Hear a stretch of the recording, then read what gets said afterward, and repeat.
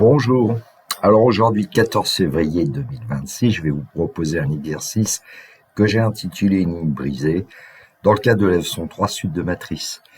Dans le descriptif de la vidéo, vous trouverez un énoncé corrigé en format PDF ainsi qu'un lien vers mon blog où vous pouvez trouver divers documents de Terminal Maths Expert, Terminal Maths Spécialité, aussi de première spécialité.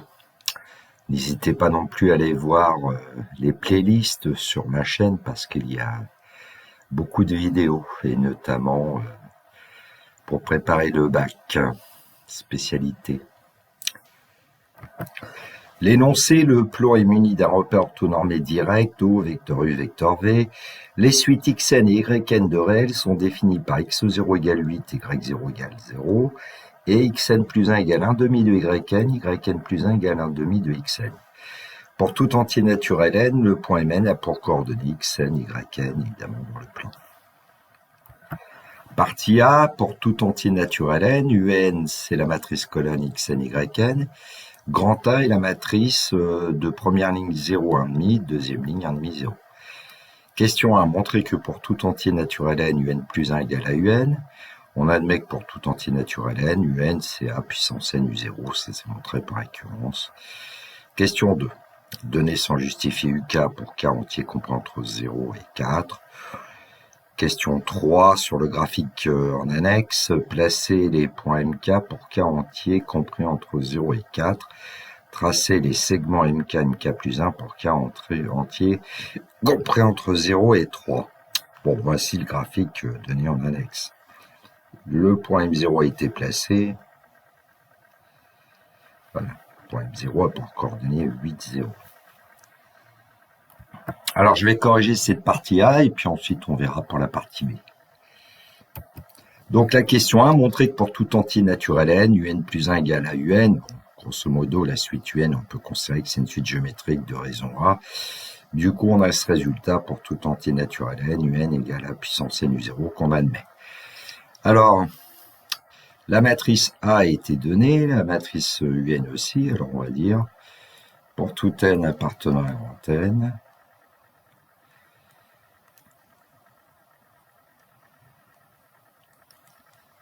mais on va calculer AUN, le nombre le plus fourni. Donc la matrice A, c'était 0, 1,5, 1,5, 0, qu'on multiplie par xn, yn. On calcule, hein. 0 fois xn plus 1,5 de yn, on obtient 1,5 de yn. 1,5 multiplié par xn plus 0 fois yn, 1,5 de xn. Et justement, d'après l'énoncé, c'est xn plus 1, yn plus 1, et donc on obtient un plus 1.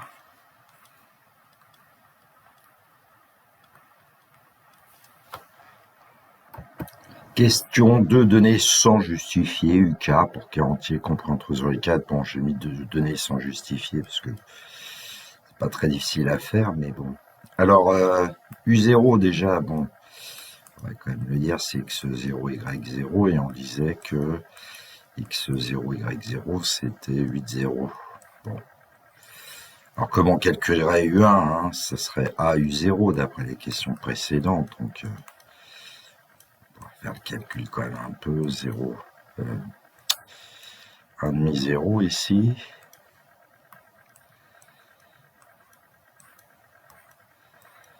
Alors, 8, 0. Bon. Calcul. Ça vu les 0 ici et puis 4 ici. Oui, parce que vu là comment sont fabriquées les suites xn et yn, bon, bah, par rapport à 8, qu'est-ce qui se passe? On prend la moitié, on met entre guillemets en deuxième ligne, et puis le 0 qui avait en première ligne, on divise par 2, on le met en première ligne. Donc, voilà pourquoi pour U2, ça va être plus simple. Hein. 4 divisé par 2, ça donne 2, 2, 0. U3, du coup, ça va être 0, 1, et puis U4, 1,5, 0. Bon. Je rappelle, hein, on avait xn plus 1, c'était 1,5 de yn. Et puis yn plus 1, c'était un demi de xn.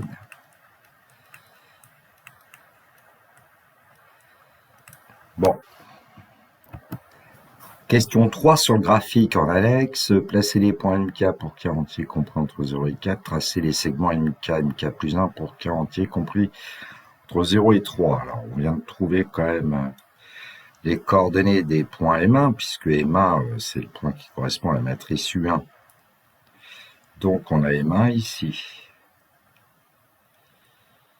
Ensuite, on a les M2 de 0.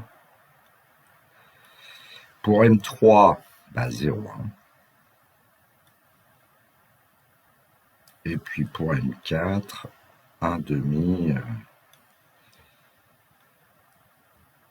0. Bon, un petit tracé. Des points M0. Le point M0 rejoint le point M1 pour avoir les segments MK, MK plus 1. Bon, ensuite, de M1, on rejoint M2. De M2, on rejoint M3. De M3, on rejoint M4. Donc voilà notre ligne brisée. La partie B, alors on pose P, la matrice de première ligne 1, moins 1, deuxième ligne 1, la matrice diagonale D, 1,5, moins 1,5 sur la diagonale, 0, 0. La matrice Q, 1, 1, moins 1, la matrice identité, 1, 0, 0. Premièrement, petit a calculer P fois Q et Q fois P, en déduire que P est inversible et donner la matrice inverse de P. Petit b, vérifier que P fois D fois Q égale 2A. Deuxièmement, démontrer par équivalence que pour tout entier naturel n, PD puissance nq égale 2A puissance n. Question 3, données sont justifiées des puissances n sous forme matricielle pour tout entier naturel n. Question 4a, écrire 2A puissance n sous forme matricielle pour tout entier naturel n. Question B, en déduire que pour tout entier naturel n, un égale 4 fois, alors première ligne, 1 demi puissance n plus moins 1 demi puissance n, et deuxième ligne, 1 demi puissance n moins 1 demi de la puissance n. Question 5, déterminer la limite de la suite xn et la limite de la suite yn. Question 6a, montrer que pour tout entier naturel n, la distance OMN, c'est 8 divisé par 2 puissance n. Question B, déterminer à partir de quelle valeur de l'entier naturel n, le point Mn est situé à l'intérieur du cercle de centre haut et de rayon 10 puissance moins 6. Alors, question A, calculer P fois Q et Q fois P, en déduire que P est inversible et donner la matrice inverse de P. Alors, on va commencer par calculer, évidemment, les deux produits. Bon, P multiplié par Q, donc on va donner la matrice P, la matrice Q, et les multiplier. Alors, j'ai indiqué les matrices P et Q. Alors, la première ligne ici que je vais colorier en bleu, la deuxième ligne en rouge. Ensuite, on a besoin de...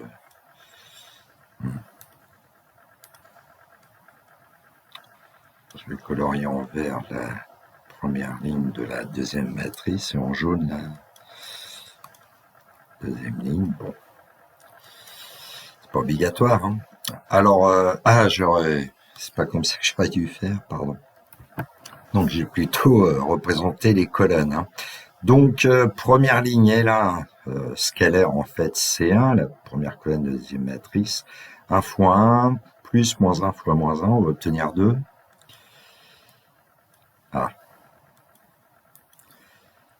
Bon, ensuite, la deuxième ligne par la première colonne, entre guillemets, 1 fois 1, plus 1 fois moins 1, 0. Première ligne par la deuxième colonne, 1, moins 1, scalaire 1, ça fait 1, plus moins 1, 0. Et puis, deuxième ligne de la première matrice, scalaire, la deuxième colonne de la deuxième matrice, donc 1, scalaire 1, 1 fois 1, plus 1 fois 1, 2. Bon, du coup, on trouve que P fois Q, eh bien, c'est la matrice diagonale, en fait, hein, avec la diagonale égale à 2, 2. Bon, on va mettre 2 en facteur, du coup, on va faire apparaître la matrice identité. Donc, P fois Q, en fait, c'est 2 fois I. Bon, on pourrait vérifier que QP, c'est aussi 2 fois I. Bon. Donc à partir de cette égalité, on peut dire que 1 demi de Q fois P égale grand I, par exemple. Ce qui nous permet de dire que la matrice P, elle est inversible, puisqu'on connaît une matrice 1 demi de Q, quand on la multiplie par P, on obtient I. Donc P est inversible, et on connaît l'inverse de P. L'inverse de P, c'est 1 demi de la matrice Q, en fait. Question 1b, vérifier que P fois D fois Q, c'est 2 grand A. Donc on va calculer le produit de P avec D avec Q. Alors on peut par exemple garder la première matrice pour l'instant et puis multiplier les deux suivantes. Alors ça va nous donner 1 demi fois 1, ici 1 demi. 0 fois 1 plus moins 1 demi fois moins 1 demi, 1 demi. 1 demi fois 1 plus 0 fois 1, 1 demi. Et puis 0 fois 1 plus moins 1 demi. Bon, ensuite, on effectue à nouveau un calcul. Alors, 1 fois 1 demi, 1 demi moins 1 demi, ça va nous donner 0. Ensuite, 1 fois 1 demi plus 1 fois 1 demi, 1 demi plus 1 demi, ça va nous donner 1. 1 par 1 demi pour moins 1 demi, ça nous donne 1. Et 1 scalaire 1 demi moins 1 demi, ça donne 0. Bon, et puis en mettant 2 en facteur, on va obtenir 2 facteurs de 0, 1 demi, 1 demi 0. Et c'est justement la matrice A qu'on a fait apparaître. Donc, P de Q est bien égal à 2A. Alors, question 2, démontrer par récurrence que pour tout entier naturel n, P d puissance n q égale 2A puissance n. Alors, on vient de voir que c'est vrai pour n égale 1. Bon, comme on nous demande pour tout entier naturel n, on va le vérifier aussi pour n égale 0 dans l'étape 1 qui est l'initialisation.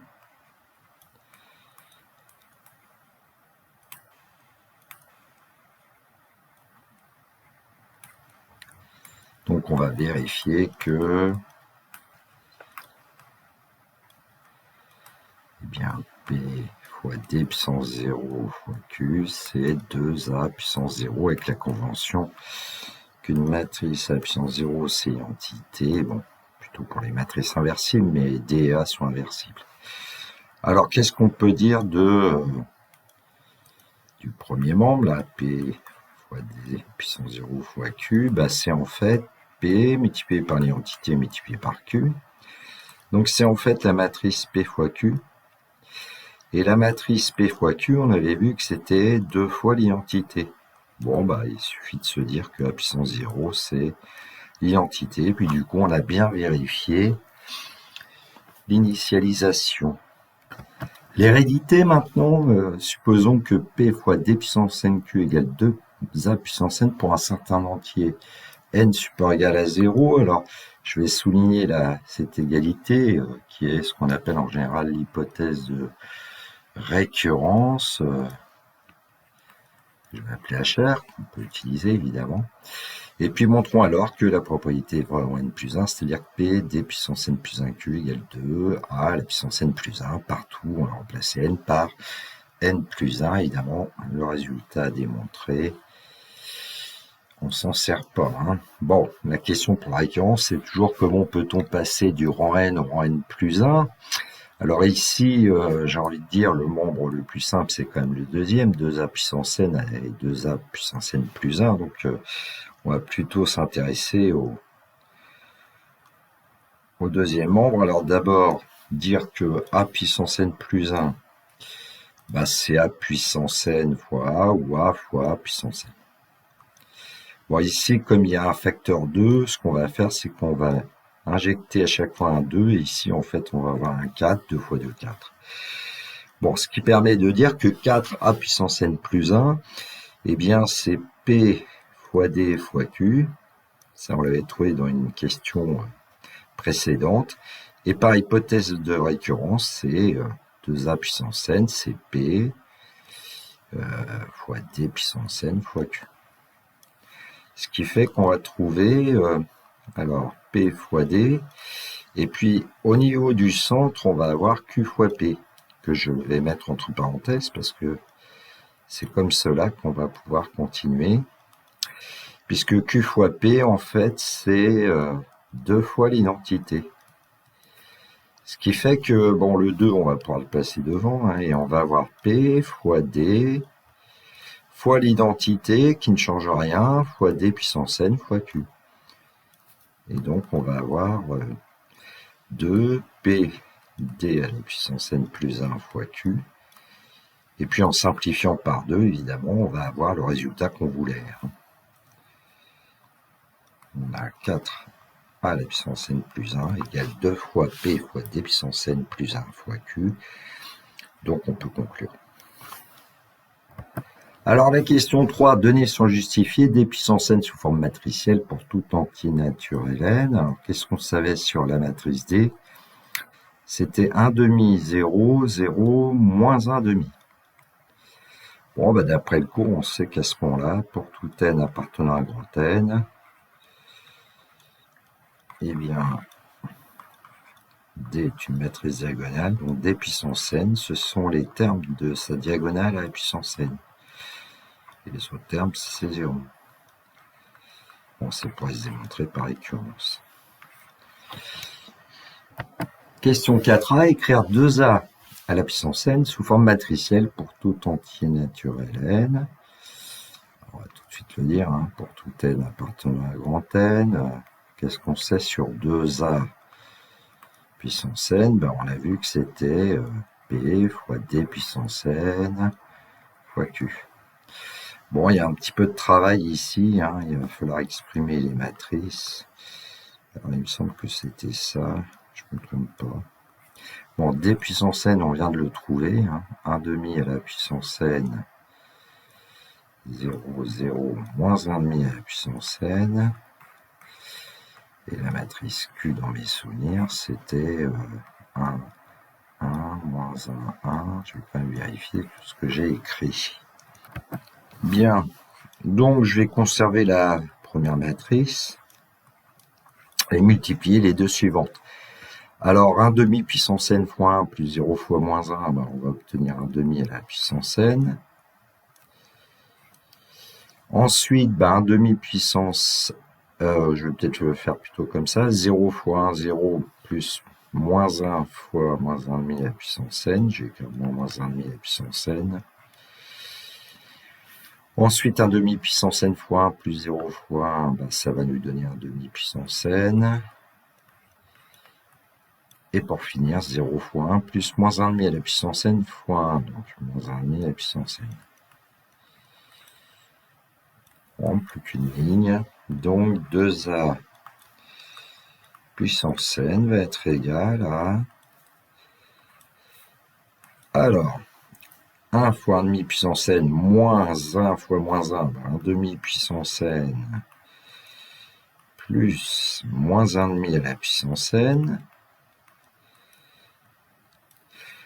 1 par cette colonne, ben c'est 1 demi puissance n moins 1 demi à la puissance n. Je réécrirai après en plus gros. Hein.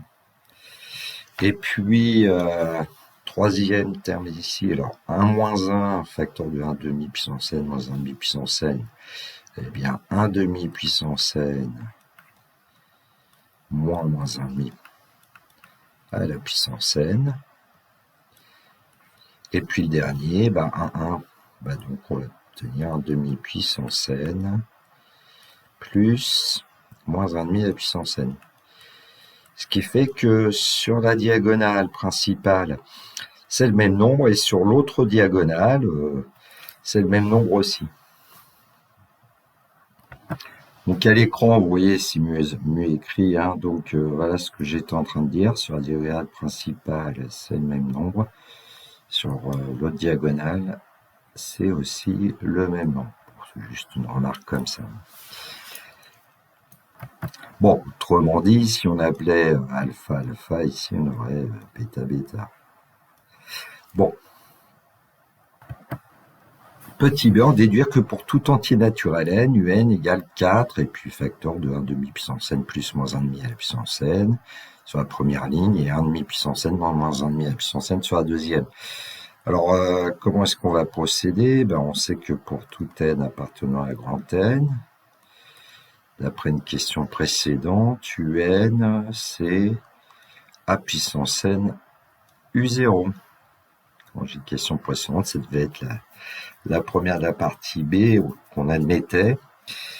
Bon, alors donc on va pouvoir dire que 2un, c'est 2a puissance n u0 pour pas avoir trop de soucis avec 2a puissance n qu'on vient de donner. C'était la matrice 1 demi puissance n plus moins 1 demi à la puissance n, si on écrit tout, bon. Ensuite, on avait 1 demi puissance n moins 1 demi à la puissance n. Et puis on échange là. Donc 1 demi à la puissance n moins 1 demi à la puissance n. Et 1 demi puissance n plus moins 1 demi à la puissance n. On aurait écrit alpha, bêta, bêta, alpha, ça aurait été aussi bien, puis ensuite on aurait calculé. Alors U0, c'est 8 0. Bon, alors on va essayer de trouver 2 un déjà.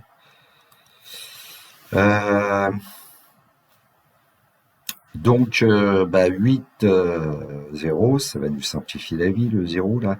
Donc 1 demi puissance n plus moins 1 demi à la puissance n multiplié par 8 en fait, à la première ligne.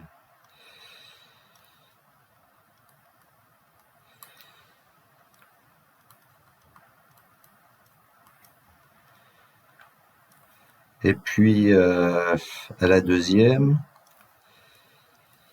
c'est 8 multiplié par 1 demi puissance n moins 1 demi à la puissance n. Bon, ce qui fait que si on simplifie par 2, on va avoir un, et ici on aurait 4 et 4.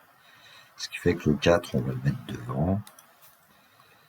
Et puis on va obtenir évidemment la matrice qui était demandée. Alors, il faut gommer un peu quand même, les crochets notamment. Voilà. Bon, du coup, on a la matrice voulue.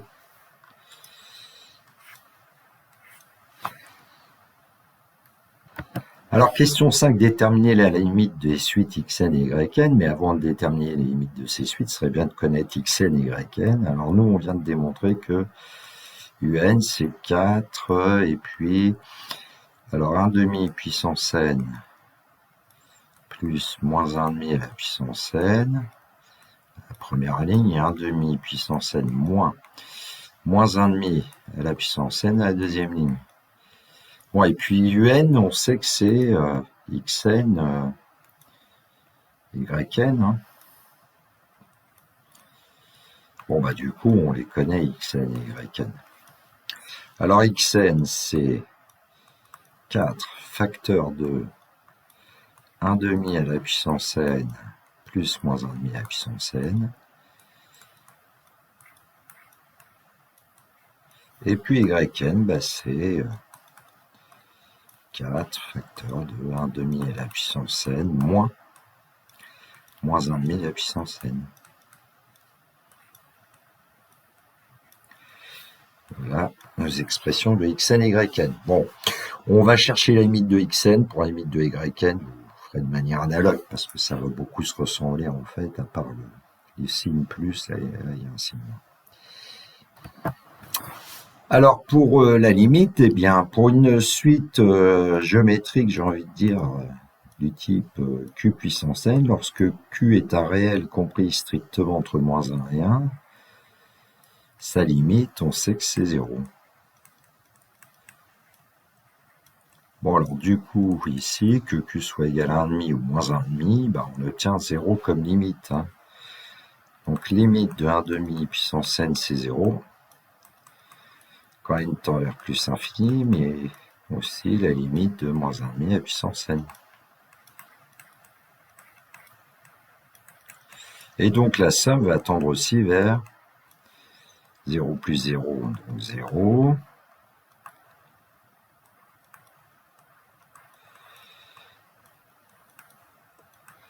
Et donc quand vous allez multiplier par 4, vous obtiendrez encore 0. Donc je vais sauter une petite ligne de calcul pour dire qu'en fait la limite de xn c'est 0. Quand n tend vers plus l'infini. Alors pour yn, bah, il faut remplacer le plus qu'il y a dans la parenthèse par moins, ça ne va pas changer, hein. 0 moins 0, ça donnera 0, etc. Donc on aura aussi limite de yn égale 0. Ce qui fait que notre suite de points mn, de coordonnées xn, yn, tend vers le point de coordonnées 0, 0, c'est-à-dire l'origine du repère, ce qu'on pouvait conjecturer dès la première question quasiment, enfin la partie A, on avait vu cette ligne brisée. Bon, un fichier GeoGebra pour mieux voir ce qui se passe, hein, mieux visualiser, donc j'ai créé un curseur n. Alors par souci pratique, j'ai placé le point M0 et déjà le point M1. Et donc pour n égale 1, on aura le point M1 et le point M2 qui vont être dessinés. Et puis on a à l'affichage les coordonnées du point M1, ensuite du point M2, du point M3, du point M4. On retrouve les choses qu'on avait faites dans la partie A, M5, M6. Bon, et puis à un moment donné, bah, on s'aperçoit que les coordonnées des points Mn, pour n assez grand, se rapprochent évidemment de 0. Bon, ici pour M21, alors si je prends l'option plus arrondie, bon, il faudrait continuer un peu, mais 22. Bon, je pense que vous allez être convaincus. La suite de points Mn tend vers le point. Bon, pour le plaisir des yeux, une petite animation, peut-être, si j'arrive à capter le curseur N. Voilà, on est dans le zig, ensuite on est dans le zag, comme disent certains. Bon.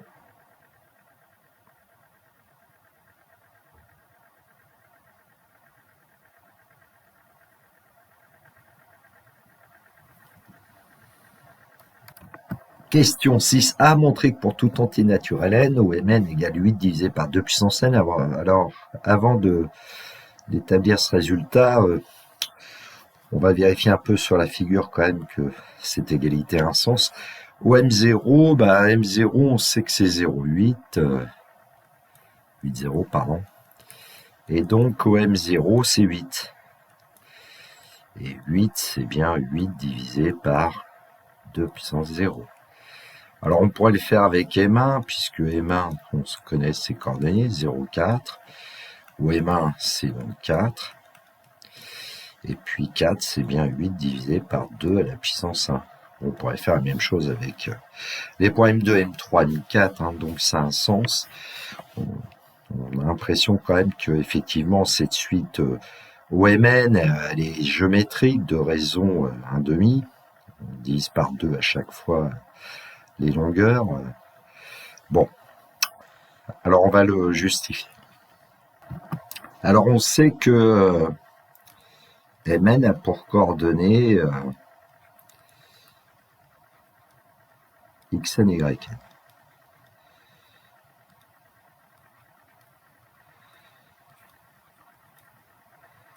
Ce qui va nous permettre de dire que la distance de O à M, n au carré, c'est plus simple pour calculer, à mon avis, c'est xn au carré plus yn au carré. Et on connaît les expressions de xn et yn, donc on va pouvoir calculer.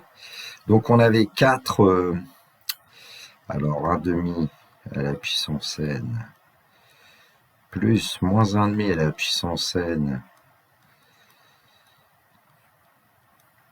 à calculer au carré, donc le 4 va devenir 16, hein. Donc je vais le mettre devant.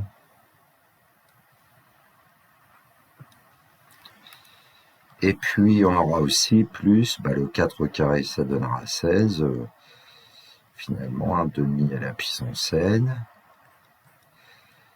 moins 1,5 à la puissance n, le tout au carré. Alors, on peut mettre 16 en facteur, bien sûr. On aura 16. Et puis, qu'est-ce qui va se passer? Allez, je vais mettre une grande parenthèse. On va avoir 1 demi à la puissance n au carré, donc 1 demi à la puissance 2n, plus moins 1 demi puissance n au carré, ce qui va faire moins 1 demi à la puissance 2n. Et puis, il va y avoir le double produit, plus 2 fois 1 demi à la puissance n, facteur de moins 1 demi à la puissance n. Alors ça, c'est le développement ici qu'on a obtenu ici. Plus, alors le développement de l'autre, ça va nous donner 1 demi à la puissance 2n, plus moins 1 demi à la puissance 2n, moins 2, le double produit.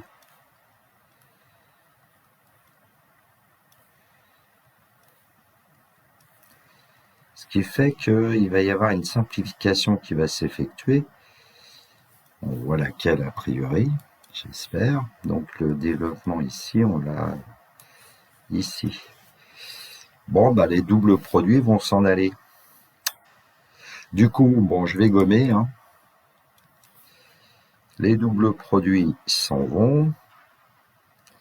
Et puis ce qu'il y avait en dessous, je vais l'écrire au-dessus. En fait, on voit bien qu'il y a 2 fois. Il va y avoir 2 fois 1 demi à la puissance 2n plus 2 fois moins 1 demi à la puissance 2n.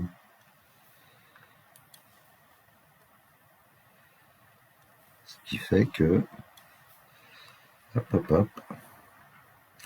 on va avoir une expression beaucoup plus simple que je vais réécrire. Donc en fait, 2 fois 1 demi à la puissance 2n plus 2 fois moins 1 demi à la puissance 2n. Bon, alors qu'est-ce que ça va nous donner tout ça? Eh bien, le 1 demi à la puissance 2n, et ici on peut dire que c'est 1 quart, donc on va avoir 32 si on veut, pardon, pour commencer, elle est 32 multiplié par, alors 1 demi à la puissance 2n, j'ai dit c'est 1 demi au carré à la puissance n, donc ça fait 1 quart puissance n, plus, ici, moins 1 demi à la puissance 2n, c'est moins 1 demi au carré, c'est-à-dire 1 quart à la puissance n. Donc on va avoir aussi 1 quart à la puissance n. Bon, finalement, on a 64 fois 1 quart à la puissance n.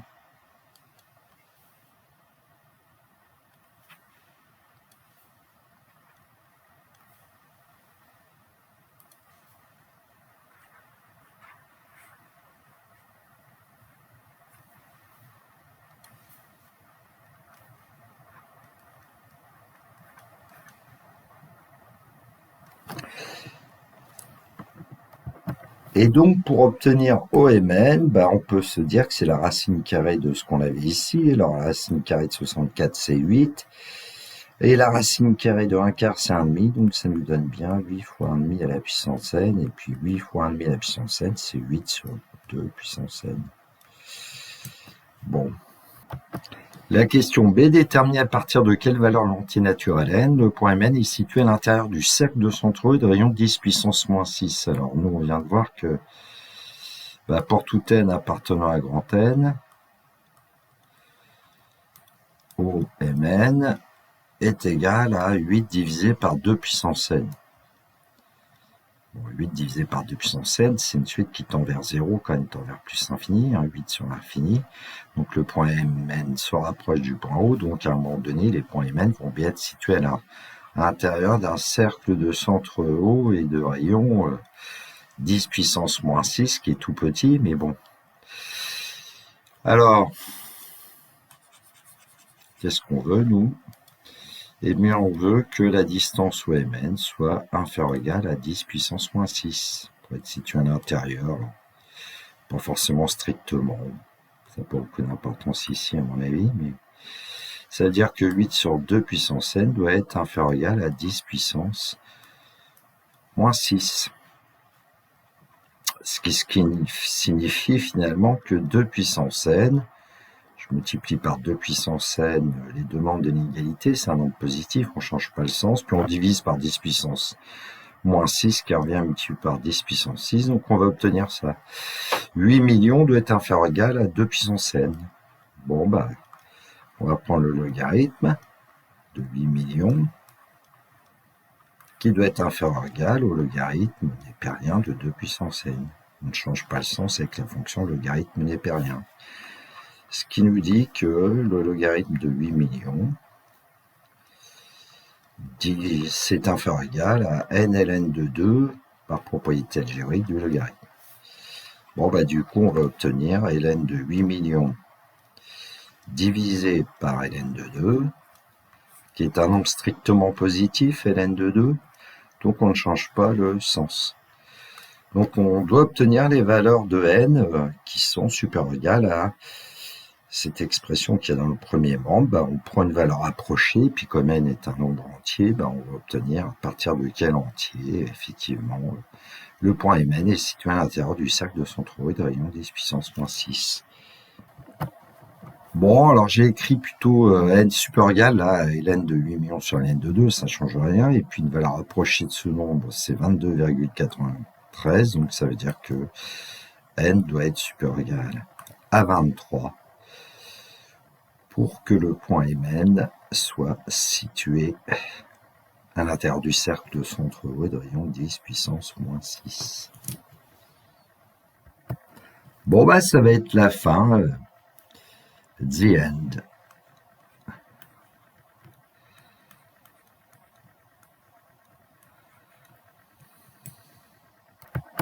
Voilà, cette vidéo est terminée pour moi. Il me reste à vous souhaiter une très belle journée. Surtout, prenez bien soin de vous.